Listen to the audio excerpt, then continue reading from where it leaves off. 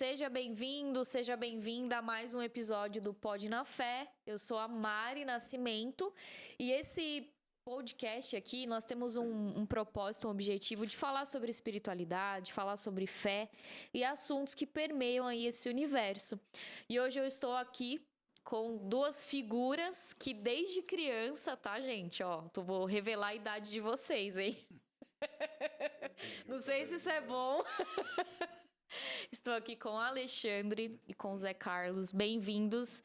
E primeiro de tudo, muito obrigada por vocês terem aceito aí o convite de participar desse projeto que eu tô começando, né? E eu gosto muito de falar sobre esses assuntos e principalmente falar de recuperação, de dependência química, que eu acho que é bem importante hoje em dia a gente falar disso.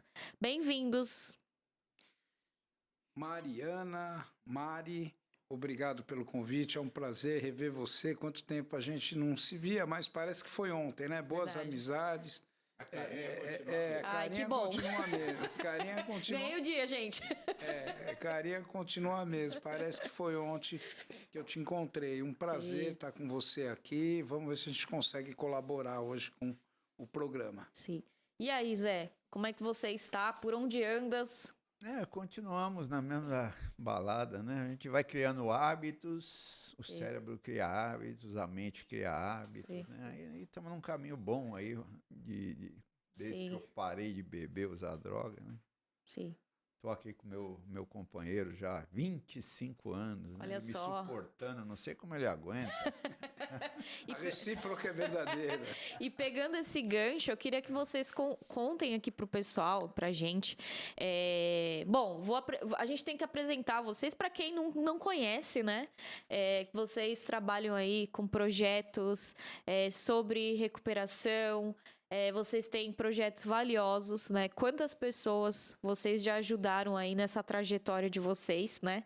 E eu queria que vocês contassem como que vocês se conheceram. Porque eu brinquei, é o Batman e o Robin. Porque assim, não tem como pensar em Zé sem Alexandre e Alexandre sem Zé. A gente associa, né?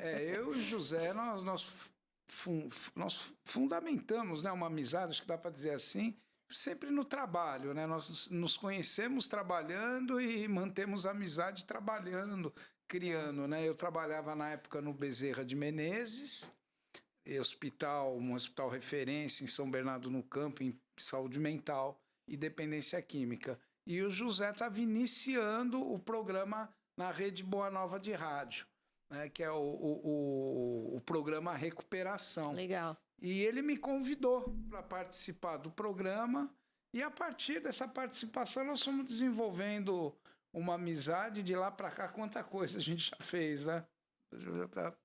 Foi isso, não foi? Foi. Não dá para a gente contar, 26 anos, né? Muita história, né? Eu lembro que um dia eu cheguei pro Jeter Giacomini. Como é que faz para ter um programa aí? Ele falou, você quer falar sobre o quê? Aí eu falei, não, gostaria de... Ele estava fazendo uma palestra no Centro Espírita. Eu gostaria de falar sobre o alcoolismo, drogas. Nossa, que tema bom. Faz um projetinho aí, me leva. Uhum. Aí, nesse primeiro dia, eu levei já a doutora Dirce de Assis, que trabalhava com dependência química. E ali fizemos um programa piloto, ali já começou. Fim de 1999. E o Alexandre foi um dos primeiros que eu convidei. Então, de 25 a 26 anos. Legal. E eu lembro de vocês lá no Centro Espírita Nosso Lar Casa André Luiz, aqui da Vila Galvão, que minha mãe frequentava muito as palestras que tinha lá os domingos à tarde. E eu lembro muito de vocês lá, quando eu tinha o quê? 8, 9 anos. Nossa Senhora. E a gente estava comentando que eu lembro muito da Rádio Boa Nova, daquele jingle. Seja diferente, drogas não. Então eu cresci muito, eu acho que com esse universo. E vocês fizeram parte disso, porque com as palestras, né? Não, de lá para cá... E esse programa deu início a muitos projetos. Para você ter uma ideia, nós estamos agora no 37º curso de dependência química. 37 cursos de 12 aulas cada um. Legal. O primeiro que nós fizemos em 2004, né, lá no Sapopemba, 500 Tinha pessoas. 540 pessoas. 540 pessoas no auditório, por aí você imagine. Tá. Hoje, muita gente fazendo a mesma coisa, o que é bom, né? Uhum. Mas o Alexandre costuma dizer, nós puxamos a fila. Quantos programas de rádio não tentaram imitar o programa Recuperação, fazendo programas com o nome Recuperação? Olha só. Mas eles não vingaram, né? E a gente nós, até incentivava. Sim. Não, e um detalhe interessante, Mari, é que como é que funcionava, né? O José chegava para mim e falava assim, putz, Alexandre, sabe o que é? Esses centros espíritas, essas casas que fazem atendimento, elas funcionam de segunda a domingo e do resto do tempo elas ficam fechadas. Tá. Pô, e é um lugar que todo mundo procura ajuda para dependência. Eu estou pensando em fazer um curso, treinar esses voluntários. Aí eu punho a pilha, não temos o que fazer, é isso mesmo, era o caminho. E aí fomos fazer. Então hoje tem vários locais que fazem atendimento. Tá. Né? Inclusive estamos fazendo um agora, que chama Casinha Azul, Que legal. em Osasco. Né? Um deles foi a Casa André Luiz, que você foi lá. Tá. E fazem o trabalho lá, né? Uhum. Também, uma outra coisa, o José chegou para mim um dia e falou, Alexandre, eu vou te falar uma verdade, o problema da dependência é abandono de tratamento. E eu falei, como assim? E aí começamos a estudar, até que nós chegamos à conclusão, vamos fazer um evento. Eu estudava, fazia filosofia no Mosteiro de São Bento. Primeiro diagnosticamos por que abandonava. Abandonava por quê? Era internado e não ia para os grupos de mútua ajuda. Então sobrava um buraco no meio, que é a lacuna. Certo. Então, como preencher essa lacuna? Continua, E aí vamos fazer um evento disso, vamos fazer... E aí fomos fazer no evento, aí nós tivemos assim, vamos chamar algum figurão para esse figurão da audiência para nós, né? Para a gente dar. E aí chamamos o professor doutor Ronaldo Laranjeira, que é uma autoridade no assunto.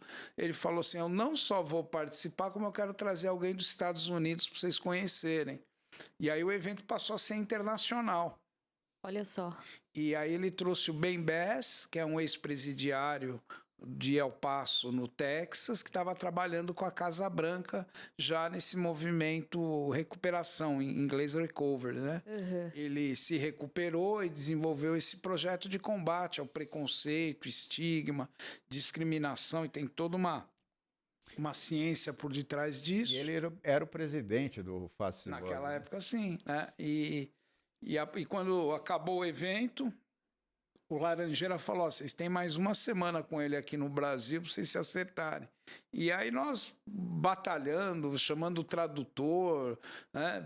Levamos até ele no Gomes Cardim, no grupo de AA.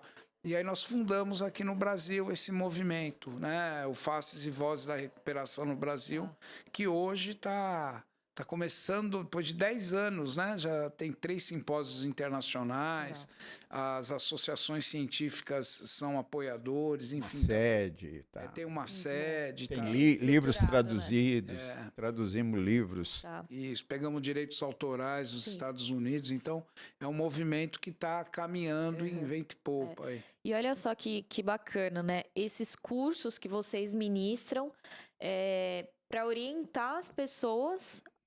Eu acho que o objetivo dessas casas espíritas, desses projetos, ajudarem pessoas que estão nessa situação, né, da dependência química, mas também familiares que não sabem como lidar com isso, porque é muito difícil, né? Eu acho que só quem passa é que realmente sabe o quão difícil é, e as pessoas às vezes não têm informação e orientação. Isso. Né? E então, acho que a importância de trazer a orientação do tipo assim, como agir quando, por exemplo, uma pessoa não quer se tratar, mas ela tá ali prejudicando uma família e causando na família, né? Destruindo ali. Então, acho que esses cursos que vocês ministram também é bem importante. Esse é né? Mas o curso, ele tem uma finalidade um pouco mais atrás, como pano de fundo. Seria o quê?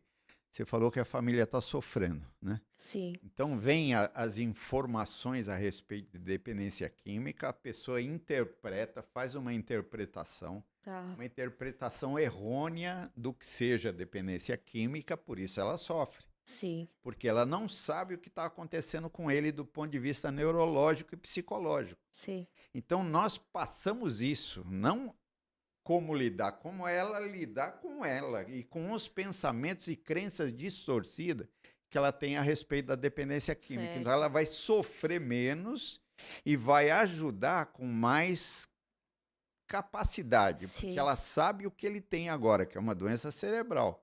Uhum. Mas Tá? Então, vai diminuir o quê? O estigma e o preconceito. O que é estigma e preconceito?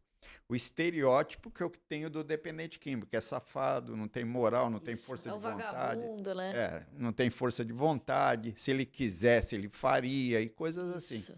Então, diminuindo isso, diminui o sofrimento também. Sim. Tá? É uma compreensão de que aquilo é uma doença, mais ou menos isso. Mari, e eu podia também ampliar um pouco, não sei se o José concorda, a pessoa quando vai pedir ajuda num lugar religioso, vamos dizer assim, ou de espiritualidade, ela já vai carregada de culpa, né? De culpa, de vergonha, Sim, né? sim. Ela já se vê de forma distorcida. Sim. A psicologia explica isso, de tanto a pessoa ser submetida a preconceito, ela acaba interiorizando isso. Então, o alcoólatra, quando ele vai pedir ajuda, ele já sabe que ele é errado, que ele maltrata os outros, que ele não presta, que o caráter dele... E se ele pega uma pessoa do outro lado, que se ela não estiver preparada a fazer discurso moral, não intencional, por querer ajudar, tratar ele como o pecador que está se arrependendo, entende? Assim, olha, Deus te perdoa, te renova, sabe? Então tem toda uma abordagem a se fazer correta nesse sentido, esse né? é o que o José... Às vezes você pode piorar a situação. É isso que o José está falando, é você treinar a pessoa para você dar uma abordagem sobre um problema de saúde, né? Certo. E não... O que todo mundo quer, a família quer, é uma bala de prata. Como é que eu tenho que lidar com ele? Não, como é que você tem que lidar com você, para você melhorar, criar qualidade. Sim. E aí sim, você vai manifestar no meio ambiente a qualidade que você criou dentro de você. Sim. E qual é essa qualidade? São as informações novas. Essas informações, elas iniciaram na década de 90, com a descoberta, né, da tecnologia ressonância magnética, tomografia computadorizada, que vê o cérebro vivo. E a partir dali, foi se criando um novo modelo, um novo paradigma do que seja a dependência química. Porque antes falava que era doença, mas não explicava. Tá. Hoje é modelo neurológico. Certo. O cérebro, na verdade, o que é? A representação da sua mente, do seu pensamento. Certo. Se você tem pensamento distorcido, que vem de um mapa antigo, do vovô, da vovó, da titia, tal, você vai repetindo, o macaco vê, o macaco faz, você aprende no meio ambiente. Certo. Você não leu na especialidade, não foi lá no livro e leu, ninguém é obrigado. Então você recebe informações a respeito da dependência química e lida daquela forma. Certo. Então as informações modernas, atualizadas, ela faz o quê? Ela cria ela desfaz fronteiras entre a ciência e o comportamento moral. Então você vai o quê? Você vai fazendo aquilo ficar mais homogêneo. As informações novas, atualizadas, que não são estigmatizantes, e o pensamento antigo. E vai diluindo gradativamente. Então, a hora que você capacita, a pessoa não sai capacitada. Ela vai o quê? Tem probabilidade de capacitar a si mesma, uma conscientização. Tá dando para... É um despertar, né? Um despertar gradativo. Mas ela precisa agir. Isso, né? Ela precisa aprender. Né? Não, ela precisa acreditar na ciência nova. Falar assim, ó, não, o cérebro, ele cria hábitos. Por exemplo, dependente químico que é culpado de beber, ele fez pinga na casa dele? Não. Ele fez droga na casa dele? Então ele é vítima de circunstâncias sociais. Certo. Nós temos uma fábrica de louco a céu aberto que disponibiliza e permite o uso de substância. Exato. E depois você não quer que a pessoa seja aquilo. E aí você vai culpabilizar a vítima, Sim, tá exatamente. bom? Porque, viu, Mari, você pegar 200 anos, né, até no início do século XIX, 1800, assim, até os dias atuais, era difícil para as pessoas entender como é que um cara que nem o José, que tem família, que tem isso, aquilo, que nem o Alexandre, que estuda bem, né? Bebe a ponto de cair na rua, usa droga a ponto de perder emprego. Você pega o cofundador dos Alcoólicos Anônimos, o Dr. Bob, ele era neurocirurgião, né? Quer dizer, isso na década de 30, nos Estados Unidos, era o top do top da sociedade, né? O Neil tinha 3 faculdades. E os caras caíam na rua, ficavam dentro de ambulatório, de hospitais, tomando soro. Na história das dependências, você teve castração química, teve eletroconvulsoterapia, teve lobotomia. Hã? Loboterapia. Lobotomia. Lobotomia. O choque? Não, é uma cirurgia que desconectava o lobo frontal, ela é feita por aqui, do restante do córtex. Robotizava. Então, o cara ficava, né? Abobado, prisão. Então, mas por quê? Porque as pessoas não entendiam como é que o cara tinha família, nascia saudável e morria pegando uma coisa e pondo. Sim. Mas então isso, o efeito colateral disto foi uma visão muito moralista. São pecados, são pessoas que vivem, que têm um caráter doentio. Quando chega essa visão cerebral, quando a gente começou a entender que o problema está no funcionamento do cérebro, isso dilui, isso acaba. Pô, um é moral, um é opcional. Isso. O cérebro do cara funciona diferente. E por que isso é importante? Porque o cérebro é que determina o que você vai viver na sociedade. Sim. Só que você constrói o seu cérebro. Hoje o fenômeno da neuroplastia cerebral, que as pontinhas dos axônios vão montando hábitos a partir do quê? De uma breve intenção que você tenha. Isso tem vídeos na internet. Sim. Então você tem um pensamento ou uma intenção, os gânglios da base já começam a crescer perninha dos axônios e montam um hábito. De 62 a 90 dias você criou um hábito ali. Pode ser bem frágilzinho, mas à medida que você persevera, vai engrossando os cabinhos dos axônios e você monta um hábito e está pronto. Tá. Você aprendeu alguma coisa. Mariana sabe digitar e não dá para desaprender mais. Certo. É como andar de bicicleta, né? É como andar de bicicleta. Você aprendeu, está aprendido. Agora, aquilo vai ficar lá como uma escola. Você não falou que aprendeu isso, foi uma experiência imperdível, isso está aprendido. Certo. Agora, o cérebro, ele continua funcionando. Então, se você tem hábitos que não são bons, a natureza vai lá e começa a bater em você para você se libertar daquele sofrimento. Chama lei da homeostase ou processos oponentes. O nosso todo o nosso psiquismo, todo o nosso sistema, ele reage tentando fazer harmonia. Pois bem, você está sofrendo, a dor vem em seu socorro para você mudar. O que vai mudar? A consciência. O espírito, se acreditar nisso, o espírito, a individualidade vai crescer com aquele sofrimento. Sim. E você, no meio do sofrimento, buscando coisas novas, o cérebro vai fazer novos hábitos.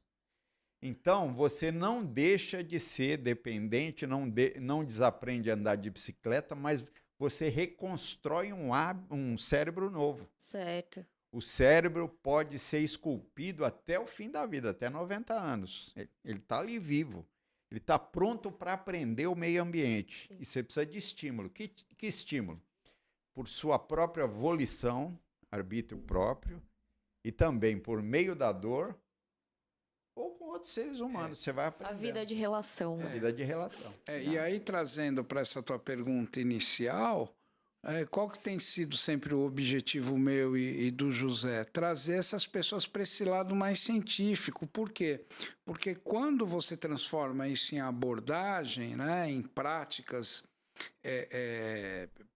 vamos dizer, práticas diárias de atendimento, tal, pode usar até profissional, né? Você Sim. profissionaliza isso, sai do amadorismo, porque quando eu falo amador e profissional é no sentido que muitas pessoas às vezes fazem por amor, amadorismo, amor, amador, né? Certo. Faz porque ama. A gente quer ajudar a pessoa a ver de uma forma mais profissional, mais séria, né? Perfeito. Profissional no sentido... Traz credibilidade. É. Até para quem está sendo ajudado, né? ela olhar isso de uma... Não é só boa intenção. não é só boa Sim. intenção. Eu e o E aí a abordagem modifica, né? A abordagem fica mais segura, fica mais coerente. Uma pergunta, né, que a gente ouve muito falar é que, então, tudo isso que vocês explicaram é que o cérebro de quem é dependente químico ou alcoólico é diferente. Então, assim, uma pessoa que não tem a predisposição usa o álcool, vai ficar ok. Mas aquele que tem a predisposição vai desencadear aí a compulsão por usar o álcool. À medida que ele for assim, aumentando certo? o consumo. Então, como saber se você tem a predisposição ou não? Não tem. Como que funciona isso? Não é bem assim. Está no nosso imaginário que nós podemos beber. Certo. Está na nossa cabeça. Exato. Alguns podem, Na outros não sociedade. podem. Não é verdade isso. Tá. Isso é uma mentira muito grande. Menor pouquinho que você beber de álcool, você vai ter o quê? Uma consequência futura daquele uso. Certo. Você usa, bem grosseiramente falando. Na hora, você vai liberar uma motivação e dopamina, prazer. Só que no outro dia, o corpo tira a substância e você vai ficar com o quê? O desprazer correspondente àquela dor. Aliado a alguns fatores de risco, por exemplo, você pode bater o carro. Você pode falar uma bobagem para sua mulher que você não falaria sem estar inebriado. Eu não estou falando nem bêbado. Então, não existe o uso seguro de substância psicotrópica. Perfeito. Tem que tirar da nossa cabeça. Porque o álcool, por exemplo, que você falou, beber, né? É um ansiolítico, é um remedinho que você está tomando. Você já ouviu falar em ansiolítico, benzodiazepina, que é igualzinho. Nós temos receptores na nossa cabeça para essas substânciazinhas. Tá? Agora, se você continua bebendo, o cérebro vai fazer circuitos próprios daquele aprendizado, você cria hábitos e depois você é obrigado ou quase obrigado a se subordinar aos hábitos que você criou. No começo, o Alexandre vai falar disso agora, no começo é um namoro tão lindo que você não tem o quê? Sinais, ele é benigno? É benigno, né? A hora que você começa a usar, e só acrescentando o que o José está falando, segundo o INPAD, a média de uso no Brasil é entre 13 e 16 anos, né? E o grande problema não é nem a predisposição, é a disponibilidade, preço baixo e fácil acesso. Você vê, o Brasil é o único país no mundo em que você compra cocaína e álcool barato no dia a dia. E então, o experimento é o problema, porque essa dependência ela pode ser desenvolvida independente da genética. Certo. Tá? Se o cara começa a usar aí uma vez, outro com amigos, com algum, o corpo se organiza para receber. E é como o José está falando, diferente de outras doenças, né? Por exemplo, se eu chegar para você e falar, Mari, olha, você está com diagnóstico de HIV. Mari, olha, você está com diagnóstico de um câncer de mama, você vai se assustar, vai ficar com medo. É diferente quando você fuma um baseado. Você, nossa, né? Quando você toma um drink na praia, você não vê ninguém na praia pedindo uma vitamina mista, né? Me dá uma porção de camarão e uma vitamina mista, o cara quer uma porção de camarão e uma caipirinha. Então, aquele momento é um momento de prazer e é real, é real. É uma cultura, né, enraizada, né, no álcool, né? É enraizado. A primeira aula que a gente dá é justamente isso, falando da história das drogas. Então, você vai ver que aquilo vem lá de trás. Quando eu falo lá de trás, de 1 milhão de anos. Porque os macacos já comiam álcool, já bebiam álcool comendo frutinhas que tinham caído. Então, nós já estamos aparelhados do ponto de vista hepático. Nós temos um aparelhamento aqui pronto para receber álcool. Tá. Então, isso é muito interessante. Aí você vem com a história do álcool e das drogas nas grandes civilizações, é uma coisa que está introjetada no inconsciente coletivo nosso. Sim. Então, beber hoje é um ritual. E aí é o pai que molha a chupeta do filho no vinho, na cerveja. Não, experimenta. Suco de uva com vinho. Tem que experimentar, toma um golinho pra passar vontade. Isso tá muito errado, né? Então, e a nossa missão... não é adequado, né? Sim. E a nossa missão é essa. A nossa missão, o que que é? Levedar, conscientizar gradativamente que não deve fazer isso. Hoje é muito menos do que antes, né? Sim. Antigamente você não bebe, então você não é homem. Ontem, você vai no Nordeste, aí o pessoal fala, meu pai falava, pô, você não bebe? Você é homem ou não é homem? Entendeu? A pergunta, Mari, mudou muito, né? A pergunta Mariana, né? Eu acho tão bonito esse nome, Mariana, que eu vou te chamar de Mariana. Tá Mari, bom. eu gosto de Mariana, acho tão bonito Fica esse à nome. vontade. Mariana, Viu, Mariana? A pergunta hoje mudou. Antigamente, eu e o José, a gente perguntava para a pessoa o que ela queria fazer a respeito do uso de droga dela. Mas quando a gente foi aprendendo, à medida que as informações foram chegando, a pergunta agora é como que a gente pode dar um novo sentido na tua vida, como a gente pode ajudar a reorganizar sua vida. Sim. Né? Porque se passa pelo parar de usar, mas a verdade é como que a gente vai ajudar ele a mudar todo esse funcionamento do cérebro, da cabeça dele. Porque a vida, né, de quem usa é baseada no uso, né? Então, e aí tem aquilo, né, que muitos falam, mas eu trabalho. Eles justificam o uso. Mas eu trabalho. Meu pai falava muito isso, meu pai usava álcool. Mas o pai trabalha o dia inteiro. O pai merece tomar uma no final do dia. Então, é uma justificativa para você continuar usando, né? Então, se a gente for seguir assim, uma linha razoavelmente didática, né, nós temos que pensar primeiro que não é uma questão de tudo ou nada. Quando a gente fala esse é alcoólatra e aquele alcoólatra, é um erro grave, né? Porque a pessoa começa na experimentação. Tá. Depois vai gradativamente, tem uma primeira fase, que ele não tem problema nenhum. Gradativamente vai aumentando, porque ele é necessário que ele beba mais para obter o mesmo efeito.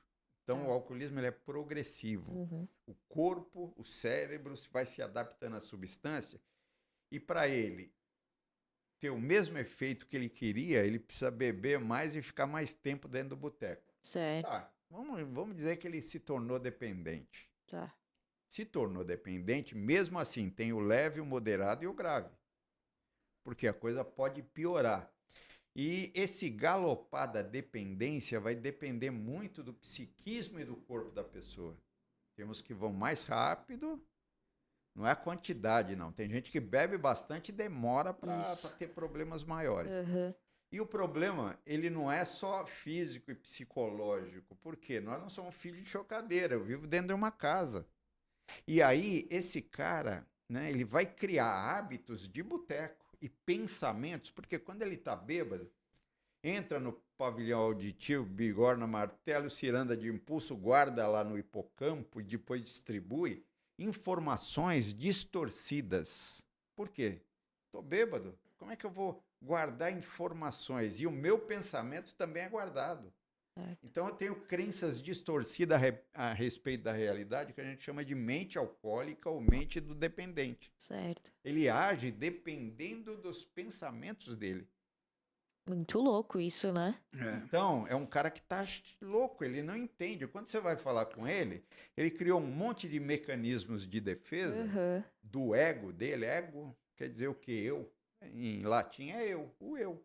Ele criou um eu que não é brincadeira. Sim. Para ele poder se adaptar. Ao mesmo tempo, a família, ele vai ficar enfraquecido em suas funções, na idade que ele tiver. Tá com quantos anos? 20? Ele não está indo bem na escola. Por quê? Ele fica no boteco, como é que vai estudar? No outro dia está de ressaca. Se ele tem 30, 40 anos, como é que ele vai beijar os filhinhos com aquele bafo de jiboia? E outra coisa, ele fica altamente egoísta. Esse egoísmo não é o egoísmo dos livros evangélicos, não é? É outro tipo de egoísmo, o egoísmo verdadeiro.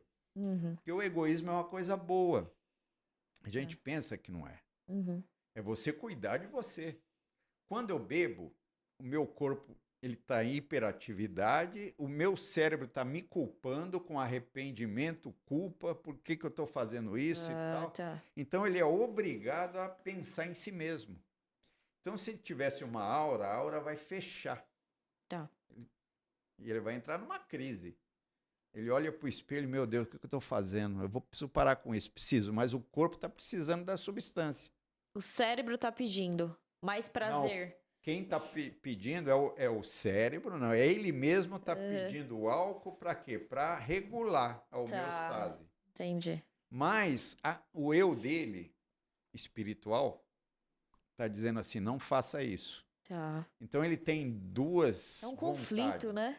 duas vontades. Uma para parar e outra para continuar bebendo.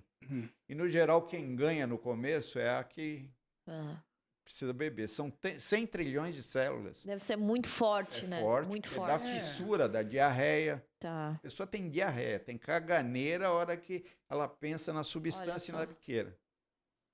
Pode falar caganeira aqui, né? Pode. Viu, Mariana? Você vê, né? Nós somos a soma das experiências da nossa vida, né? Tanto que eu acho que uma das doenças mais tristes que tem é o Alzheimer, que apaga tudo, né? Então, a gente se reencontrou hoje, a gente já não se via fazia muitos anos, né? Sim. E você imagina todas essas experiências que você passou, todas essas experiências que você vem passando, se você viesse todos esses anos bebendo ou usando uma substância. Sim. Você iria, a droga estaria para você igual o café fica com leite, entende? Certo. É uma mistura homogênea. Então, não é que você fica dependente de droga, é muito mais que isso, é um estilo de vida. Passa a ser um estilo... Por exemplo, hoje o celular virou uma extensão da nossa vida. Né? Como óculos, eu e você que usamos óculos, né? Sim. Comecei a usar óculos aí recentemente, mas hoje eu já não vivo mais sem óculos. Né? É a mesma coisa a droga pro cérebro. É difícil a pessoa se ver sem estar usando aquilo. É uma construção de uma realidade que você adaptou o seu cérebro. Isso. Então é algo muito mais... A gente falando aqui é algo muito mais interno. Mais interno, muito, muito complicado você mudar isso. Porque deve ser dolorido, né? Isso. Porque você tira a identidade da pessoa. Sim. Quando você tira essa substância da pessoa, então tem até um termo que a gente usa chamado anedonia. Né? Por quê? Porque a pessoa aprendeu a estimular o cérebro dela o tempo todo. Tá. Então, se teu cérebro funciona numa velocidade de 5 normal, você começou a usar droga, você pôs seu cérebro funcionando a 12, o dobro mais 2 de velocidade. E você fica anos e anos fazendo isso. Sim. Quando você tira essa substância do indivíduo, o cérebro cai de 12 para 1, 0,1.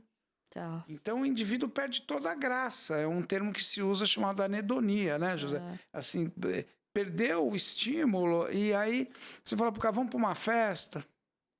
Não namorar, tem prazer, não. Isso caso de dependência grave, né?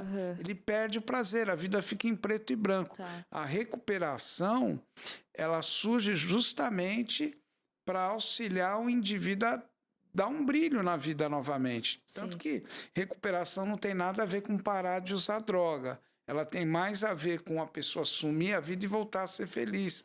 Voltar a trabalhar, estudar, se relacionar, do que propriamente parar. E uma dúvida que a gente ouve muito falar, que o dependente químico manipula muito e tem alguns, eu não sei se é o correto, tá? Falar traços anormais de caráter. Tá certo falar isso? Porque assim, às vezes você fala, mas ele é dependente químico e ele tá manipulando. Mas isso não tem a ver com dependência química. Isso é o caráter. Na verdade, posso falar rapidinho? Pode. Aí você complementa. Na verdade, esses defeitos, o que eu te chamar de caráter, né? Assim, isso aí todo ser humano tem. O Papa Certo. tem, o Trump nem se fala, né? Meu Deus. Não, o Lula não. Tá. Todo mundo tem, né? Todo mundo Sim. tem. No caso das pessoas que fazem uso de álcool e outras drogas, esses comportamentos se exacerbam, mas não dá para você determinar. Tá. Porque, veja bem, dá para o cara acordar de manhã, eu falar, o José é meu chefe, eu ligar, ô José, eu não vou, o José contando comigo no trabalho, falar, ô José, não dá para trabalhar hoje, eu cheirei a noite inteira. Ô José, ontem eu tomei um porre, Vem as cara, não mentiras, tô conseguindo nem pôr o pé no chão. Você começa a mentir. Tá. Você chega em casa, a mulher olha para você e fala, você já bebeu de novo, seu pinguço? Aí você olha e fala, claro, para viver com você tem que beber mesmo. Né? Quer dizer, porque ela está pondo, principalmente familiar, que põe o dedo na ferida, né? O familiar sabe aonde... Sim. Tá mais doente que o cara. Tá mais onde, É o sabe codependente, né? sabe aonde cutucar. Sim. Então, as próprias, por exemplo, o cara, que nem recentemente um rapaz que eu estou acompanhando, primeiro salário que ele pegou, estava limpo, bacana, que ele pegou o dinheiro na mão, ele viu a conta dele com R$2.000 lá, já deu dor de barriga, né? Já foi usar, e você fala para ele, mesmo, o que você foi fazer? Não, eu fui no cinema, né, com os olhos parecendo dois farol. Tá. Aí começa a mentir, ficar agressivo, mas como um mecanismo de preservar esse estilo de vida. Entendi. Mas não que ele é assim. Tá. É em decorrência do uso. Porque acho que tudo permeia o uso, né? Ele A vai... manipulação, a mentira. Você mesmo, Mariana, durante o dia, você, sei lá, vê um cara mexendo com muito dinheiro, você fala, puxa, dá vontade de ir lá e pegar um pouco, mas você tem um freio, Tá. né? Você vê, sei lá, uma mulher andando com um cara lindo, maravilhoso, você fala, nossa, olha o namorado, que cara bonito, que cara, né? Mas você vai lá, põe um freio, né? O dependente químico, ele vai perdendo esse freio. Entendi. Ele vai perdendo esse freio. Entendi. Né? Em decorrência Zé. do uso. E perde o freio, né? Não é um freio assim moral ou abstrato. Tá. Ele é bem concreto. Se pegar o Alexandre ou você que está usando droga, a parte da frente do cérebro aqui está apagada. Ela está apagada, está com reentrância mais escura, se você colocar na tomografia computadorizada. Mostrando que são dados de realidade, validado, né, cientificamente. Então, quem usa, está com uma ingesta pesada, não tem controle dos impulsos, porque essa parte aqui é para controlar os seus impulsos, para você meditar e saber. Não, ele vai do impulso ao ato. Tá. Isso é importante. Tem freio, né? Uma outra coisa de manipulação, manipulação o que é? São mecanismos de defesa. Isso dá para ser explicado do ponto de vista da psicologia mais de profundidade. Né? Então, naturalmente, você se adapta à sociedade. Você vai criando aquilo que a Ana Freud, filha do Freud, inventou, né? Dos mecanismos, por exemplo, minimiza, racionaliza, projeta a culpa nos outros, intelectualiza, as mentiras fazem parte, né? Então, desloca, né? Desloca. O que é deslocar? Você vai conversar. Agora lembrei de um companheiro que eu estava entrevistando, fazendo anamnese, né? Ele, não, eu morei na Alemanha, né? Lá eu fui na Vox, eu era gerente e tal. Depois, conversando com a mulher dele, mas ele era servente de pedreiro. Tá.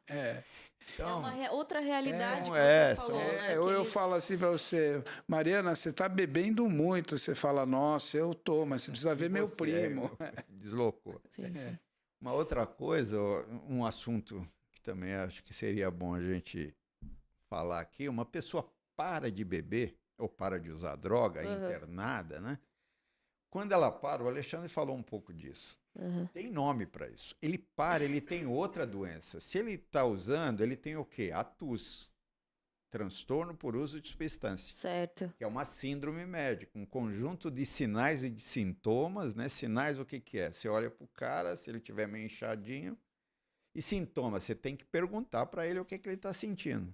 Então, um conjunto de sinais e sintomas que é muito próprio de cada um. Certo. Diferente um do outro. Certo.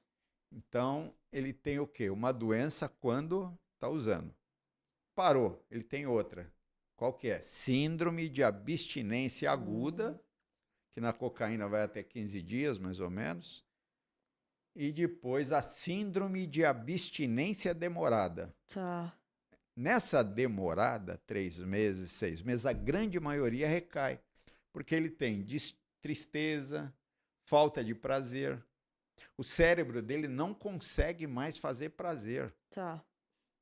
Mas quando eu falo de que não consegue do ponto de vista da tomografia ali. Você olha o núcleo accumbens que faz dopamina para você ter motivação para viver, tá apagadinho. Certo. Ele tem anorexia afetiva, ele não consegue amar ninguém. Tá. Ninguém. Então é choro ou riso fácil. Ele está acostumado com prazer imediato. Certo. Os buraquinhos lá que fazem prazer, que entra lá a dopamina, eles foram tapados. Para quê? Para que houvesse uma dessensibilização, porque o cérebro não gosta de muito prazer. Então ele faz um desprazer natural. Certo. Olha que interessante. Então, essa síndrome de abstinência mais demorada, ela vai diminuindo o seu vigor. E com isso, as pessoas vão recaindo menos. Até 3 meses, 70% recai. Em média, no mundo inteiro. Uhum. Depois de 1 ano, aí só menos de 10% recai. E aí vai. Então, você já imagina que esse primeiro ano é crucial. É crucial. Por isso que você pergunta para as pessoas que estão em recuperação há muito tempo. Não é que, por exemplo, eu estou há 36 anos, né? Se perguntar para mim, Alexandre, você tem vontade de beber? Lógico que tenho, né? Você tem vontade de fumar maconha? Tenho.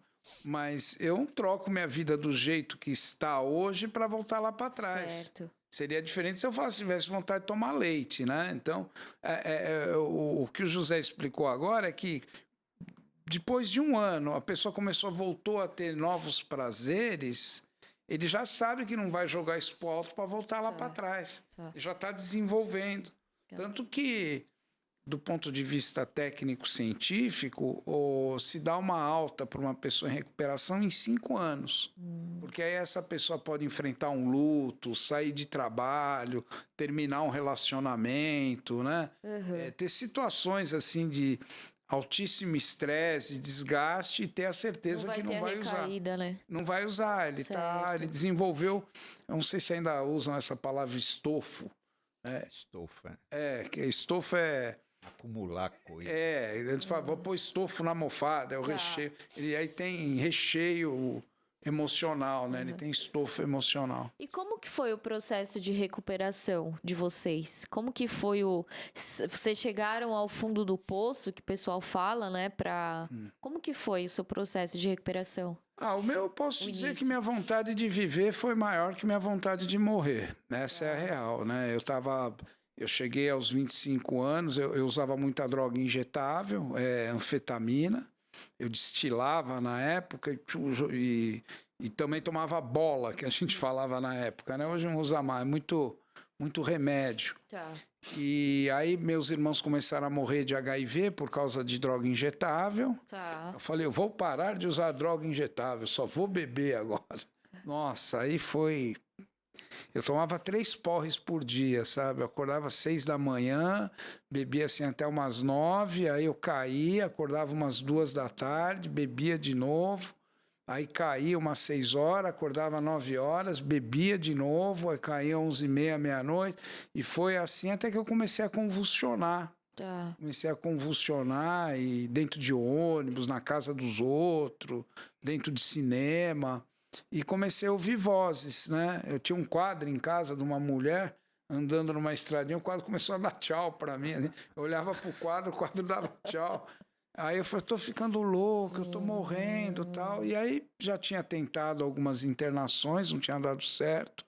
Uma colega de trabalho me ofereceu uma internação em Jacarezinho, no Paraná.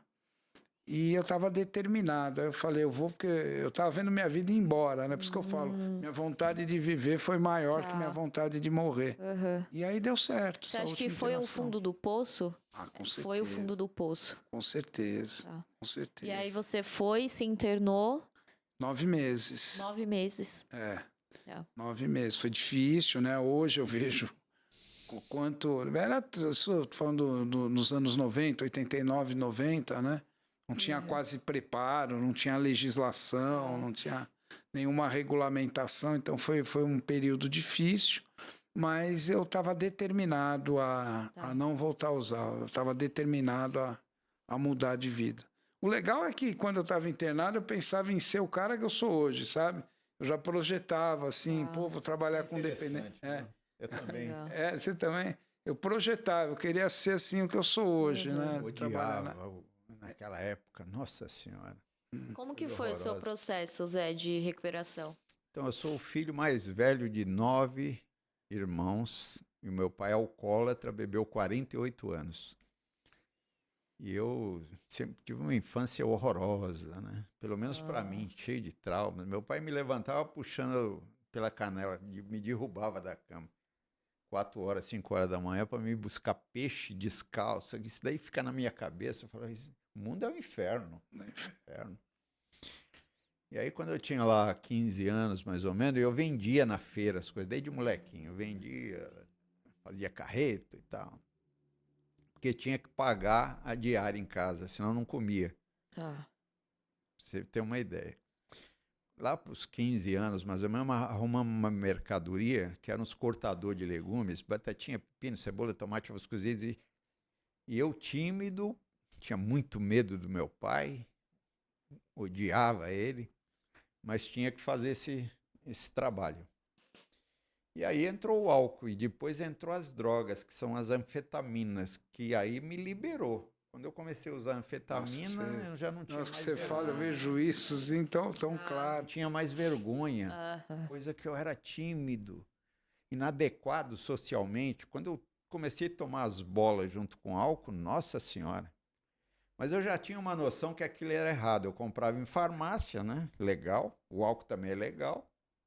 Mas eu sentia, já tinha inteligência suficiente para ver que era errado. No comecinho, tomava 3. A anfetamina causa muita tolerância. A anfetamina é cocaína bem piorada, porque a meia-vida dela no corpo é AP. 12 horas. Tique e tal. De euforia. E aí foi para 4, 5, 6, 7. Chegou uma época que eu estava tomando 12 num dia e 12 no outro. Então, quando eu pesava 48, 49, 50 quilos, eu estava gordinho. Então, eu tive muita alucinação. Hoje eu sei desequilíbrio eletrolítico. Então, se eu contar aqui, um monte de vezes fui preso, sem saber nem como eu fui preso. Uma vez eu fui preso na Consolação, perto da sua casa. Lá estava numa padaria, eu lembro que o Giba me chamou pro pau, saí para fora, apaguei. Quando eu vi, eu estava lá no quarto distrito. Não lembra de nada? Não lembro. Eu, outra vez fui preso, não lembro, eu tenho flashes na minha cabeça que eu estava num porão e os PM tudo ali dando risada em torno de mim, eu devia estar surtado, né? Mas eu sei que eu fui preso por quê? Porque eu saí de lá careca. Cortaram meu cabelo careca, porque eu era cabeludão, né?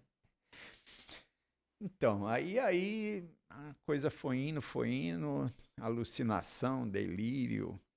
Nossa, se falou em alucinação, dá um depoimento. Uma vez eu estava em Campinas, eu andando no centro da cidade, de repente eu entrei dentro de um bueiro.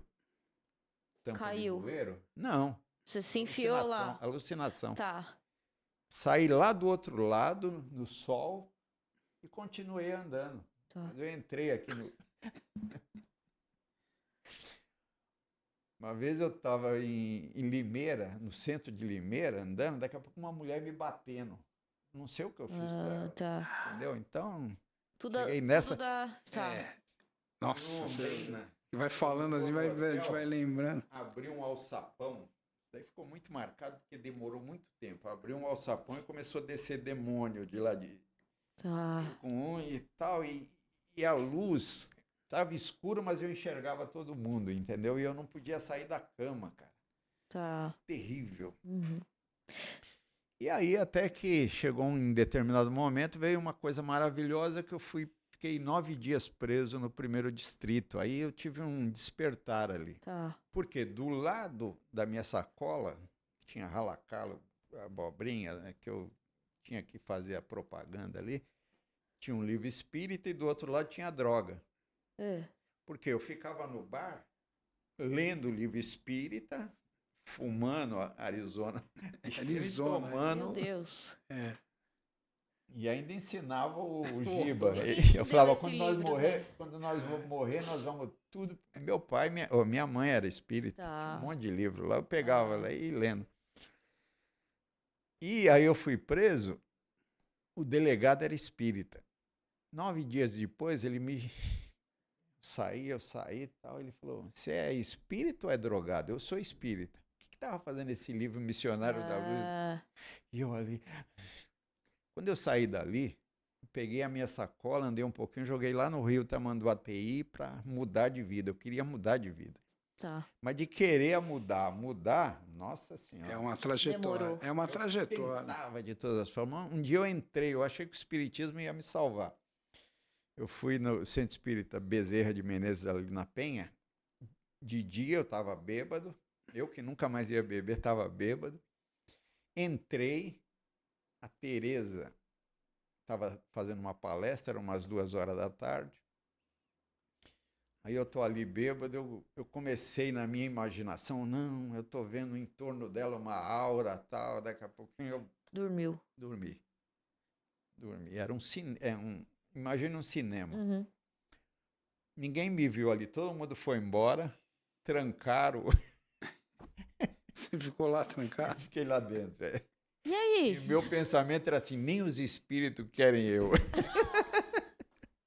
E você ficou preso ali? Fiquei preso. Aí o pipoqueiro, depois de 1 hora mais ou menos, que não tinha saída. É grande pra caramba, mas não tinha saída. Eu batendo nas portas laterais e tal. E Melado. Daqui a pouco chega um cara para me salvar, o pipoqueiro. O pipoqueiro que ficava lá, ele conseguia abrir. Aí abriu, Você saiu. Então, para mim isso aí foi a melhor curso. Eu tenho o CUSPA, que eu vou desfilar aqui alguns títulos e cursos que eu fiz, mas fiz curso na USP, na Unifesp, de pós-graduação, né? Depois que eu parei de beber, eu fiz 1º e 2º grau na base do X, fiz faculdade e entrei em recuperação, né? Então eu vejo o quê? Que a dependência química é um caminho para o despertar da nossa alma. Certo. É ali que você vai, no cadinho do sofrimento, despertar alguns valores que você tem e também te dá uma certa humildade ou então uma simplicidade. Humildade é meio pedante, mas uma certa simplicidade de saber que você não é tudo isso. Eu não consigo ser arrogante, eu deveria ser. Não consigo, entendeu? Então traz algumas virtudes para você. Sim. A dependência química. Não, isso é legal porque quando você pega as literaturas, Mariana, você pega o Bhagavad Gita dos hindus, você pega o Alcorão dos muçulmanos, você pega a Bíblia dos cristãos, o livro de Mormons, né? Você pega o livro de Krishna. Ou se você for para a filosofia, você vê os estoicos, você vê os cínicos, ou os existencialistas, né?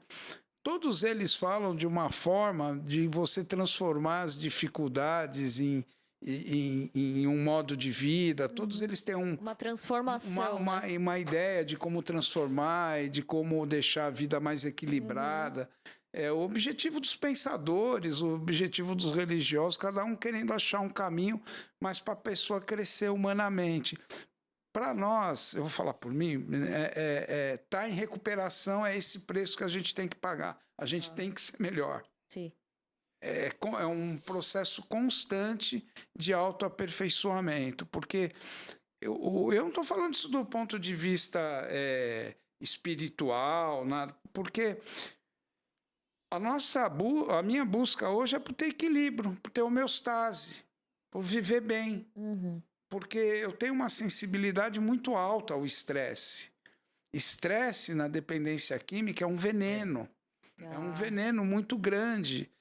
O estresse, ele reporta ao uso Né? É um gatilho. É um gatilho muito forte. Então, e estresse, você tem estresse espiritual, estresse de relacionamento, estresse profissional. Então, para que eu possa trabalhar esse estresse, eu estou em uma busca constante de me auto-melhorar. Auto-melhorar, tá certo? Existe essa palavra? É. É. E Entendeu? Tá vocês bom. falaram de algo que vocês... foi um diagnóstico que... Por que estão largando o tratamento? E aí você falou dos grupos, né? Que aqueles que não iam aos grupos tinham mais a tendência de abandonar o tratamento. Isso lá no início do projeto de vocês, né? Que vocês viram esse gargalo. Qual que é a importância dos grupos e como ele ajuda nesse processo de transformação espiritual mesmo? Porque tem os 12 passos, né? Que é uma transformação espiritual, né? Os 12 passos, não é isso? Então, pesquisas recentes, aqui no Brasil nós temos 6.000 clínicas e comunidades terapêuticas. No mundo inteiro existe, nos Estados Unidos muito mais. Pois bem, fizeram alguns estudos e mostraram o seguinte, que as pessoas que estão dentro de uma clínica, a síndrome de abstinência mais demorada, ela é encurtada. Por que ela é encurtada? Porque lá dentro não tem pinga, não tem velhos hábitos, velhos amigos, não tem os gatilhos de uso que disparam a recaída. Tá. Então lá ele não é testado na adversidade e ele precisa sair. Tá. Tá bom, quando ele sai, ele vai ao encontro de quem? Da família que está doente, com aqueles hábitos. Vai pra guerra, a família é critério de risco para voltar. E ele volta para a família. Pois bem, então, existe um buraco no meio entre as clínicas, eu estou dando um exemplo bem grosseiro, e a rede de grupos anônimos, onde está a grande parte dos dependentes. Agora, no Brasil, existe, você põe 6.000 multiplicado por quanto? 30, né? 30, pô, eu estava pensando nesse número, 180 mil. 180 mil agora Já internados. tinha feito essa conta. E nos grupos anônimos, nós temos mais ou menos umas 100.000 pessoas. Tá, Então, o grosso dos dependentes químicos estão nessas duas. No meio tem um buraco. Sai daqui, eles não vão para lá. Tá. Ora, se não vão para lá, eles não têm o quê? Fatores protetores, porque ele só vai ficar permeado com o risco. Tá. Então, nós precisamos o quê? Preencher essa lacuna. Com o que você vai preencher? Com gestoria, capacitação, que antigamente chamava reinserção social. Não adianta nada você fazer reinserção social, ele indo de volta para casa, sem informação. Um teste que ele está fazendo, E não. Ele precisa família, né? A própria família. Que às vezes facilita o uso, né? Não, é o mesmo estresse, mesmos hábitos. É o meu ping-pong, é você, não, é você. Tá. Vê se agora você toma jeito. Uma palavrinha que você fala para o dependente químico, eu vou te dar esse carnê aqui, agora que você não está bebendo, vê se toma vergonha na sua cara e paga esse carnê. Pronto, ele vai beber. Ele vai beber. Entendeu? Entendi. Então, nós trabalhamos nesse meio aqui. Que antigamente, há um tempo atrás, era o acompanhante terapêutico. Nos grupos anônimos, a figura do padrinho. Só que nós fizemos uma coisa muito melhor, mais elaborada, que é um curso de gestoria para capacitar você, que é terapeuta, a fazer a gestão nesse período. De até 3 meses de uma forma um pouco mais contínua. E depois você larga ele no que a gente chama de gerenciamento em alta. Então, até 3 meses, que é o grande perigo de 70% de recaída, você acompanha ele de uma forma 2 vezes por semana, 3 vezes por semana. No primeiros 15 dias, todo dia. Não dá para falar de tudo aqui, mas é um projeto lindo esse. Sim, sim. Que está dando toda uma base para a pessoa, de fato, se recuperar. E pensando nesses gatilhos que você falou, né? Os gatilhos. Agora, ele precisa de espiritualidade. Tem lá no grupo. Lá no grupo Perfeito. tem espiritualidade. Ele vai ter convivência, recapitulação da família primária, o instinto gregário natural para manter a homeostase no meio ambiente. O meio ambiente é bom. Só que ele vai ter que remar junto ali com o serviço, tal. E na frente dele ele tem os passos, né? Que é o que se chama de espiritualidade. Mas o que é espiritualidade? A gente pensa que sabe. Você sabe? Ninguém sabe o que é espiritualidade. É uma palavra abstrata. Tem gente que fala assim, espiritualidade é religião. E não é. Não.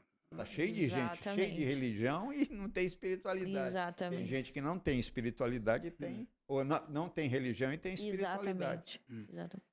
Na minha cabeça, né, e também da Organização Mundial de Saúde e tal, recuperação é um processo contínuo e espiritualidade seria o quê? Seria você ter valores melhores para você. Valores. Crescer valor. Sair de dentro para fora. Então seria o quê? Um autoconhecimento. Perfeito. Não é isso? Isso Um autoconhecimento. mesmo. Espiritualidade é autoconhecimento. Autoconhecimento dá trabalho. Aí o Alexandre poderia falar sobre como hoje se vê a questão da espiritualidade com a metacognição, com a observação de si mesmo no dia a dia. Mas eu vou, antes eu queria... Quer falar? Não, eu vou falar disso, mas vou acrescentar uma coisa que eu acho que é muito importante a gente falar, que foi o papel daquele movimento Alcoólicos Anônimos. É muito importante falar sobre isso, porque quando a gente estuda a dependência, antes da fundação desse grupo, eu já falei aqui no início da nossa conversa, já existia vários movimentos para tentar tratar o alcoolismo. Já existia vários grupos, né? Clube dos Templários, aliás, o movimento dos Templários para alcoolismo, tinha Clube da Fita, Washingtonianos, Oxford, Irmãs Samaritanas, vários grupos que tentaram, eles sempre se perdiam em personalidades, em questões financeiras, em dificuldade com estrutura, preconceito social, como houve vários tratamentos, né? Ligas Kessler, que criou uma vacina em 1850 para... Não, já foi em 1900, já no século XX, que é uma vacina de ouro, né? Vacina de ouro. Que tratava, mas sempre não dava resultado. O problema era muito grande. E quando houve a fundação dos Alcoólicos Anônimos, houve uma grande revolução social na humanidade. Tanto que se você... olha, um detalhe importante. O alcoolismo era um problema tão grande nos Estados Unidos que fizeram a lei seca, né? Baniram o álcool. Então, quando surgiu o Alcoólicos Anônimos, foi uma grande revolução social, porque o Alcoólicos Anônimos trouxe um método, né? Um método eficaz, que era um método dos 12 passos, um caminho, trouxe uma proteção, uma arquitetura de proteção muito grande, que eles chamam de 12 tradições, trouxe uma tecnologia muito espetacular, que chama apadrinhamento, ou amadrinhamento, que é uma pessoa com uma experiência maior ajudando hoje. Essa tecnologia funcionou muito bem. Doença. Falou do modelo, não só o modelo de doença, mas o mais importante modelo de doença foi que reduziu o problema moral, né? Saiu muito daquela questão da moralidade, impactou políticas públicas, né? Criou uma diversidade de outros grupos, uma engenharia de grupos, de família, para outros problemas. E agora, entrando no que o José falou, um dos grandes benefícios que esse programa, esse caminho de 12 passos auxilia, é você começar a ver o teu problema de cima. À medida que você vai praticando essa metodologia, você vai desenvolvendo uma habilidade de olhar o seu alcoolismo, os seus problemas, como se você estivesse vendo um jogo da arquibancada. Tá.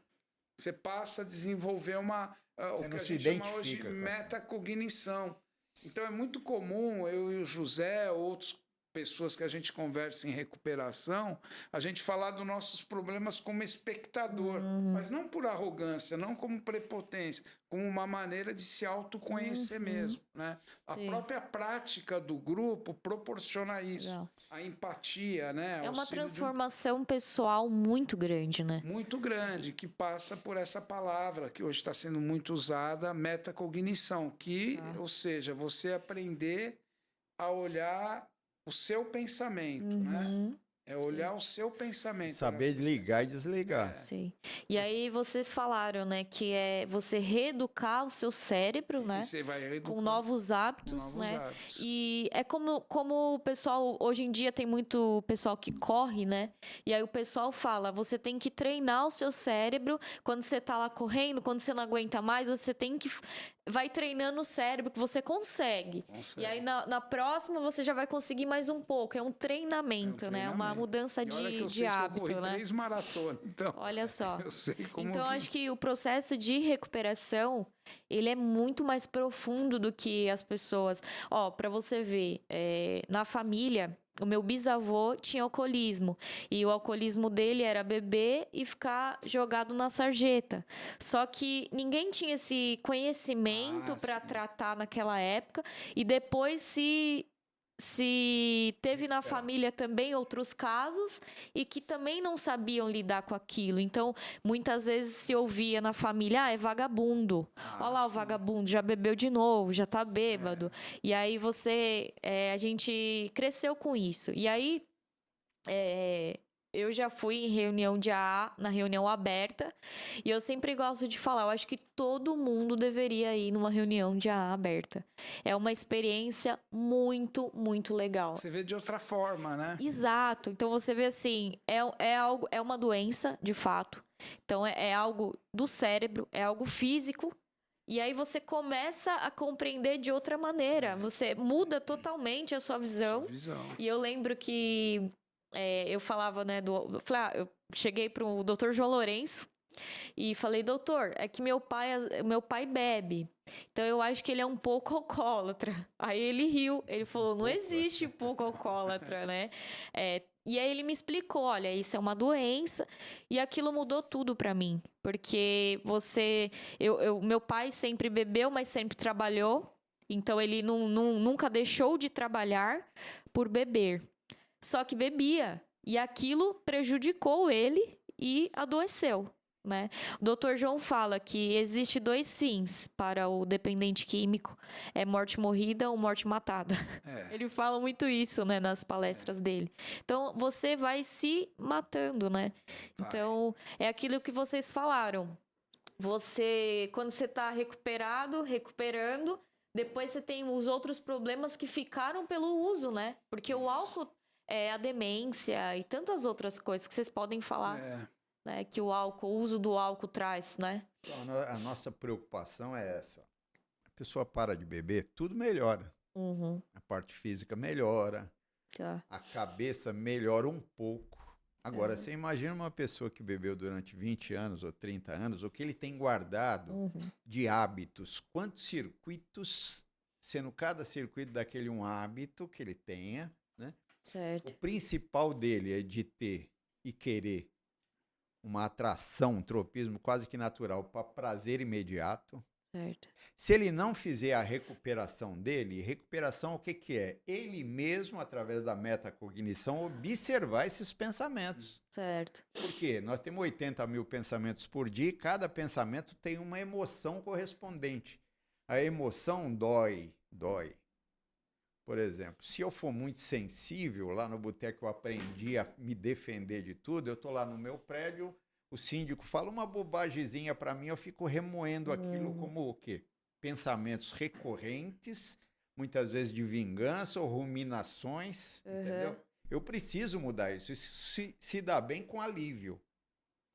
Que tipo de alívio eu vou ter? Álcool eu não posso beber mais, e nem droga, porque eu estou indo para o AA ou para o NA. Tá. Mas tem um joguinho aqui da Bet. Ah, eu queria falar disso. Eu vou pra Bet. Ou então eu vou para o site pornográfico. Ou então eu vou Comer. Gastar. comer. Fumar. 2 lá no grupo. Comer. Come pra caramba. Eu como muito doce. Eu tenho esse problema. Talvez seja um vício. Aí mas você não é dependente química. Então você não vai chegar ao ponto de comer doce até você ter bastante dopamina, chegar naquele ponto que você estava quando você bebia. Tá. E depois uma ressaca no outro dia. Tá. Então você vai fazer a mesma equação sem usar. Daí é necessário você fazer a recuperação. A recuperação, o que que é? Você observar esses pensamentos e saber desligar. Você lembra da televisão antiga que tinha um seletor? Sim. Ou então o dial do rádio, que era por Sim. botãozinho? É É isso. do meu tempo. Mudar de estação. Ela está sendo generosa. As primeiras vezes que eu fiz essa metacognição, né? Mas com um jargão do Zen budismo, lá que fala que é espectador exterior. E você começa a observar os seus pensamentos verdadeiramente. E a primeira vez que você desliga, mas para isso é necessário que você tenha o problema. Tá. Quem que te xingou, quem que falou alguma coisa, ou então você se pega com um pensamento que você não sabe que é digno. Uhum. Quando você desliga, depois de 1 minuto, tem uma paz interna do caramba. Só que o pensamento, ele tende a voltar. Viu como é lindo isso? Isso é metacognição, isso é passos. Que é assim, ó, os passos tem 1, 2, 3, 4, 5, 6, 7, 8, 9. Quando chega no 10, é o passo da manutenção da abstinência. O que que é? É você fazer inventários contínuos e relâmpagos. Uhum. Depois você vai para o 11º passo, que é oração e meditação, mas não é oração de igreja. Tá. Você pode fazer andando na rua.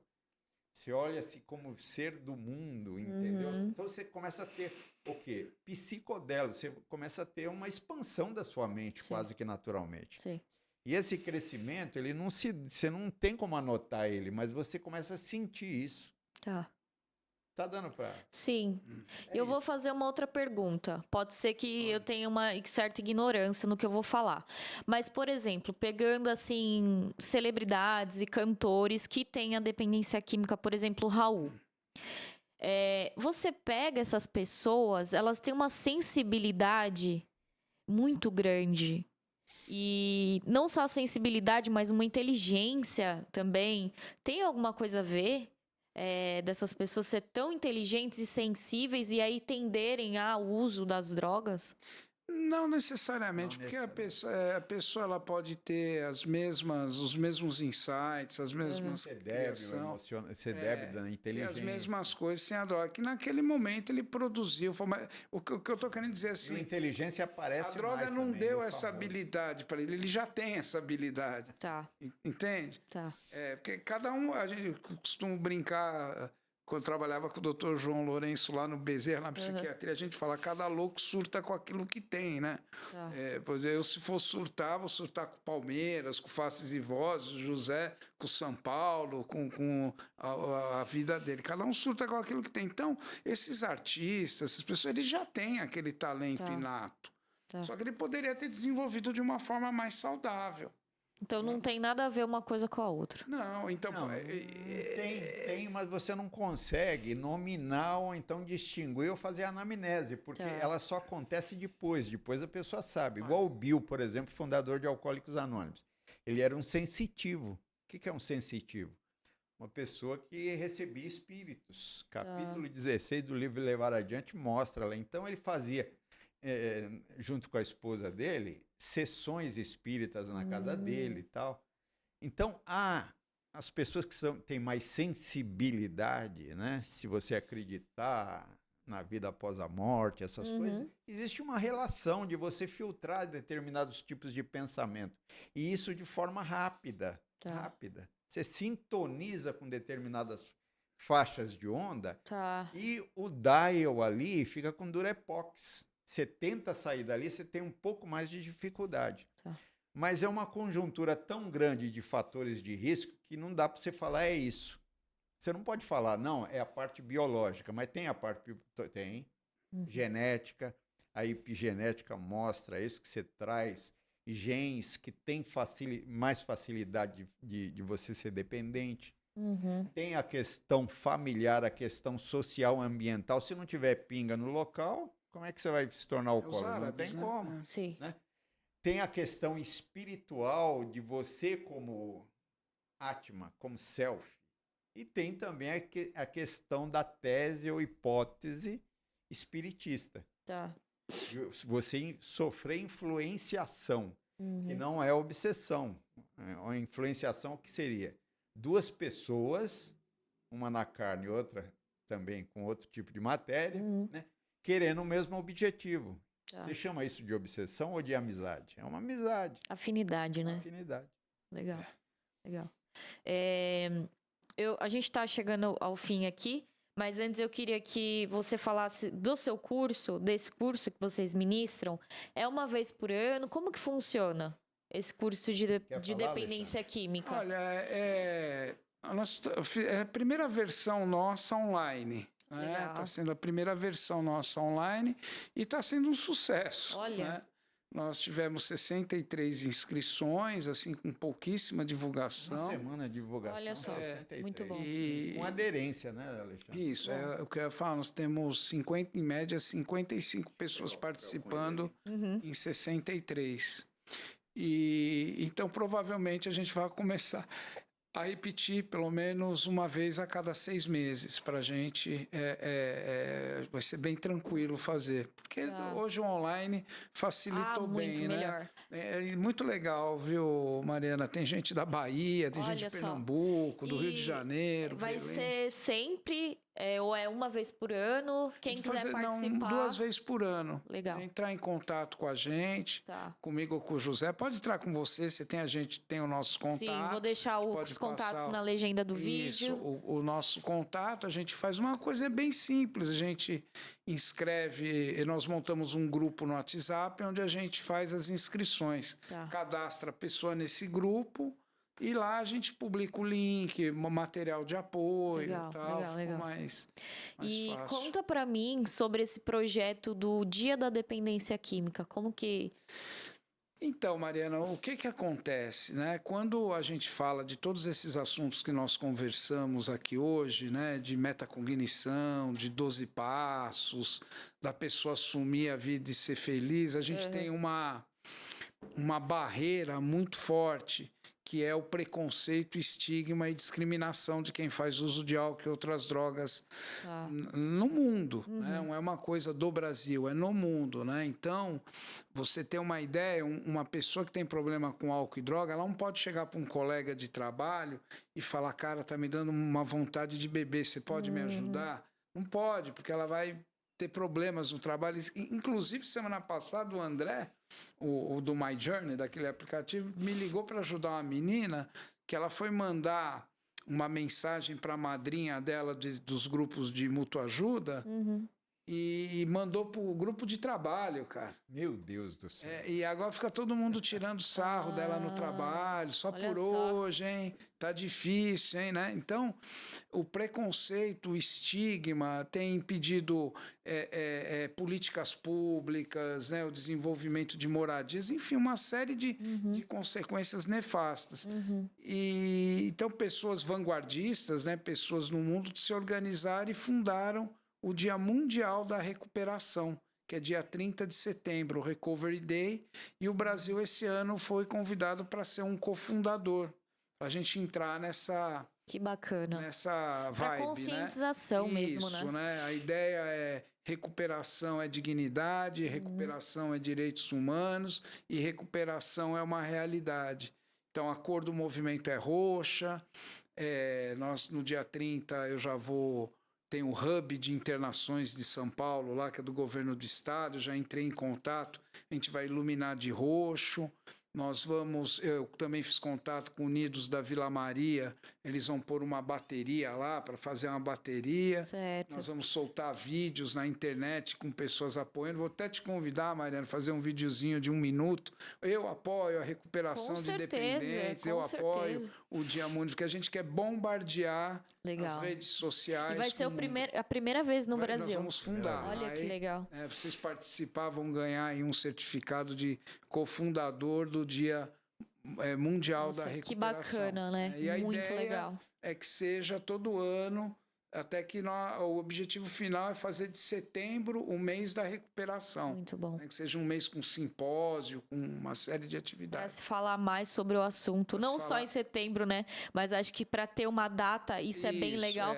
Para ter uma campanha mesmo, né? Isso, a ideia é depois transformar numa lei, que aí todo ano aí no Brasil vai se falar não de droga, mas de recuperação. Legal. Olha, a gente está chegando ao fim. Acho que a gente ficaria aqui falando por mais 2 horas. E vocês estão convidados para voltar. Falamos um pouquinho da primeira aula. Isso. Muito obrigada por vocês terem aceito o convite. Eu queria que vocês deixassem uma mensagem aí para finalizar. Mariana, eu queria te agradecer, prazer em revê-la, fiquei muito feliz de te encontrar. Quando o José me falou, eu falei, nossa, por quanto tempo vou morrer? Continua com a mesma carinha que eu tinha na minha cabeça, né? Conte comigo sempre que precisar, onde que eu puder falar de que recuperação existe, é uma realidade, onde que eu puder transformar toda a minha experiência em ajuda, para mim vai ser sempre um prazer, conta sempre comigo. Queria agradecer o Jonathan, né, que ficou aí com a gente, que operou todo o trabalho. Um abraço para ele e que vocês aqui do podcast Pode Fé? Pode na Fé. Pode na Fé. Isso. Conta sempre comigo. Muito obrigada. Zé? É isso aí. Primeiro, obrigado. A gente está aqui, né? A nossa missão boa, uma missão boa. A missão, a gente nessa rede social que chega em locais que você nem imagina, né? E hoje a dependência química, ela tá aí. Existe 18 milhões de pessoas no Brasil que preenchem critérios de diagnóstico de alcoolismo. É muita gente, né? E essas pessoas estão envergonhadas e sofrendo. E o pior, depois aprende a sofrer. Aprende a sofrer. Se acostuma, né? Se acostuma no sofrimento. E tem jeito, tem jeito. Então o Alexandre falou do preconceito, que é um bloqueio para a pessoa ir à recuperação. Ninguém acorda de manhã, não, vou me recuperar. Mas só o pensamento, só de você pensar em parar e se recuperar já é uma maravilha. Então eu deixaria uma mensagem àquele que, por acaso, acredita no por acaso? Por acaso. Nada é por acaso. Se estiver escutando esse vídeo, esse programa, né? Procure ajuda, sem vergonha, ou pense nisso. Só de você pensar já vai alimentar. E se você quiser um telefone agora, que vai ser 24 horas, né? É só ligar no 3315 9333. 3315 9333. É um plantão onde vão te dar todas as informações. E se você fizer isso, você que está nos escutando agora, você vai sair de um processo mental chamado pré-contemplação para um outro chamado contemplação e ação. O que é isso? Você vai iniciar um processo a caminho da felicidade. Era isso. Muito bom, muito bom. Muito obrigada. Obrigada, Jonathan. Obrigada a você que esteve aí conosco. Vou deixar todas as informações dos cursos, os contatos de vocês na descrição do vídeo. Muito obrigada e até o próximo Pode na Fé. Tchau, tchau.